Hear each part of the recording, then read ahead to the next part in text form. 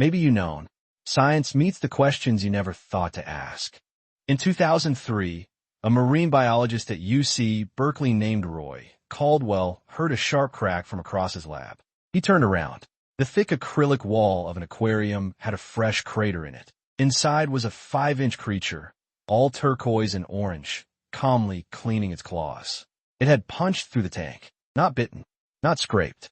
Punched, with the speed of a bullet and the heat of the sun packed into a fist the size of a fingernail. For most of the 20th century, the mantis shrimp was a footnote. Fishermen in the Indo-Pacific called them sea locusts, prawn killers, thumb splitters. Divers learned to keep their hands away from any rock crevice with a pair of bulbous eyes peering out. But scientifically, they were just colorful crustaceans, filed somewhere between lobsters and pillbugs. Then in the 1970s, a few researchers noticed something odd. Mantis shrimp kept in standard aquariums were destroying them. Glass fractured overnight. Acrylic cracked. Snails meant as food were found pulverized, not eaten in pieces, but reduced to powder inside intact shells. The shrimp was hitting them so hard the impact liquefied the meat without breaking the outside. That kind of force should not be possible. Not from an animal that small. Not underwater, where drag should slow any limb to a crawl. A boxer's fist accelerates at maybe 50 Gs of gravity. Whatever this thing was doing, it had to be in a different category entirely. The problem was simple. No camera in the world was fast enough to see it happen. The punch was over before a single frame could capture it. For decades, nobody knew what they were looking for. That changed in 2004. A young biologist at Duke University named Sheila Patek decided to find out what was actually happening. She borrowed a high-speed camera that could shoot 100,000 frames per second. Then she dropped a peacock mantis shrimp into a tank with a snail and waited. What she saw rewrote the textbooks. The shrimp's club, a small, hammer-shaped appendage tucked under its body, accelerated from rest to 23 meters per second in about 0.003 of a second. That is 50 miles per hour. Underwater. From a creature the size of a banana.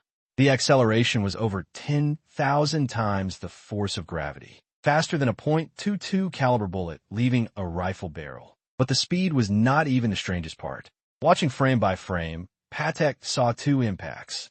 The club struck the snail. Then, a fraction of a millisecond later, something else hit it. A second flash. A second crack. The shrimp was not punching once. It was punching twice. And the second punch was almost as powerful as the first, but no part of the shrimp's body was anywhere near the snail when it landed. Something invisible was hitting back.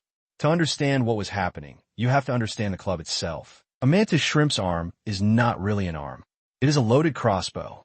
Tucked into its second pair of limbs is a saddle-shaped piece of mineralized chitin. Patek and her colleagues called it a hyperbolic paraboloid spring. The shrimp slowly compresses it, tensing the muscle for as long as 1/10 of a second. A tiny latch holds everything in place. Energy builds, the way a wound-up mousetrap stores potential force. Then the latch releases. The arm does not push. It detonates. The whole limb whips forward in less time than it takes a hummingbird to flap once. And here is where the second punch comes from. The club moves through water so fast it tears the water apart. It pulls the molecules apart faster than they can stay together, and they vaporize into a tiny pocket of empty space. A bubble made of nothing. That bubble is called a cavitation bubble, and it is catastrophic. As the surrounding water rushes in to fill the void, it slams shut with such violence that it creates a second shockwave, a second blow as devastating as the first. The shrimp gets 2 punches for the price of 1. And we have not even gotten to the weird part yet. Here is where it gets strange. When that cavitation bubble collapses, it does not just make a shockwave. It glows. For about 1/1000th of a second, the inside of the bubble flashes with light. Real, visible light. The phenomenon is called sonoluminescence, and physicists are still arguing about exactly how it works. The leading theory is that the implosion compresses the gas inside so violently that the temperature briefly spikes to around 4,400 degrees Celsius. That is roughly the surface of the sun, inside a bubble smaller than a grain of sand, made by a shrimp. So when a peacock mantis shrimp punches a snail, here is what actually happens in order in less than 2 milliseconds. The club hits the shell with about 1,500 newtons of force, enough to crack a coconut. Water vaporizes around the impact. A bubble forms. The bubble collapses. A flash of light briefly heats the water to solar temperatures. A second shock wave detonates against the shell. The snail is dead. Twice. And the shrimp? It walks away unharmed. Its own club should have shattered from the very first punch. The temperatures alone should have melted the chitin. Instead, the shrimp does this thousands of times in its lifetime. Nobody knew how, until they cut one open. In 2012, a material scientist at the University of California, Riverside, named David Casalis, took a peacock mantis shrimp's club and sectioned it. Under an electron microscope, he found something almost unbelievable. The club was built in 3 layers. The outer surface was a dense ceramic, hydroxyapatite, the same mineral as bone and tooth enamel, packed so tightly it was harder than most engineered materials. Underneath, there was a layer of fibers spiraled in a corkscrew pattern. Each layer rotated slightly from the one below it. The structure is called a Bulligan pattern. It works like a crash barrier. When a crack tries to spread, it has to twist sideways through every layer. The crack runs out of energy before it can run through the club. Casalis' team published the findings in the journal Advanced Materials. Within 5 years, defense contractors and aerospace engineers were copying the structure. Helmets modeled on the mantis shrimp's club showed 25% better impact resistance than Kevlar weaves. Body armor prototypes for soldiers. Aircraft fuselage panels. The shell of next-generation football helmets. All of it borrowed from a 5-inch animal that punches snails for a living. And we still are not even close to matching what it does naturally. There's another mystery, though. One about its eyes. For decades, the mantis shrimp was famous for something else entirely. Its eyes. While humans see color using 3 types of photoreceptors, red, green, and blue, the peacock mantis shrimp has 16. Yes, 16. Each eye is mounted on a stalk that can swivel independently. Each eye has trinocular vision on its own, meaning each eye alone can judge depth. They see ultraviolet light. They see infrared. They're the only animal on Earth known to detect circularly polarized light. A biologist named Justin Marshall at the University of Queensland spent his career studying these eyes. The internet, predictably, decided this meant mantis shrimp must see colors humans cannot even imagine. A psychedelic rainbow paradise. T-shirts were sold.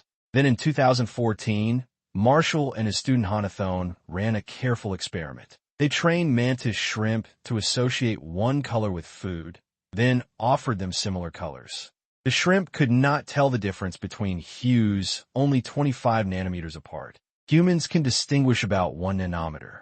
In other words, despite having 16 photoreceptors, the mantis shrimp sees worse color than you do. It was not a flaw. It was a strategy. The brain is not comparing inputs the way ours does. It is just reading them, like 16 single-pixel cameras instead of 1 full screen.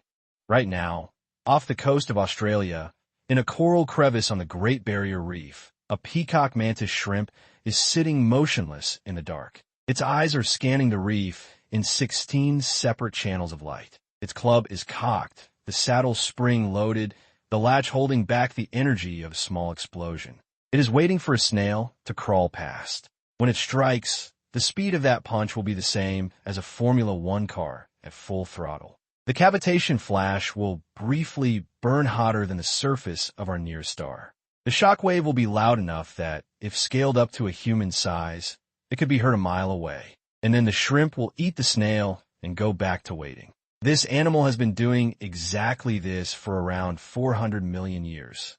Long before dinosaurs. Long before trees. The mantis shrimp's basic body plan is older than the fossil record of most modern fish.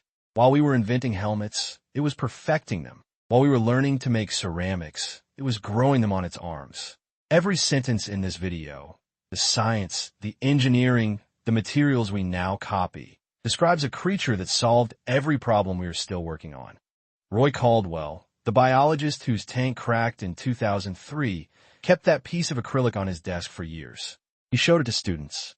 The crater in the surface was perfectly round, almost engineered. He liked to point at it and say one thing. That was the small one. The mantis shrimp does not know it has the fastest punch in the ocean. It does not know its club is the model for the next generation of body armor. It does not know that the bubble it makes when it strikes briefly contains the temperature of the sun. It just punches and waits and punches again. 5 inches of turquoise and orange, calmly cleaning its claws inside a tank it could destroy at any moment. The most violent animal per gram on Earth, and almost nobody knows its name. Next video, we're going deeper, down to 11,000 meters in the Mariana Trench, where pressure crushes steel like paper, and yet a fish lives there. A pale, ghostly creature with no known predators and a body that should not exist by the laws of physics. We will meet the people who saw it for the first time, and the engineer who built the camera that proved it was real. If you want to watch that, hit subscribe. Thanks for watching. If this sparked a question, drop in the comments. It might be our next video. We'll see you next time.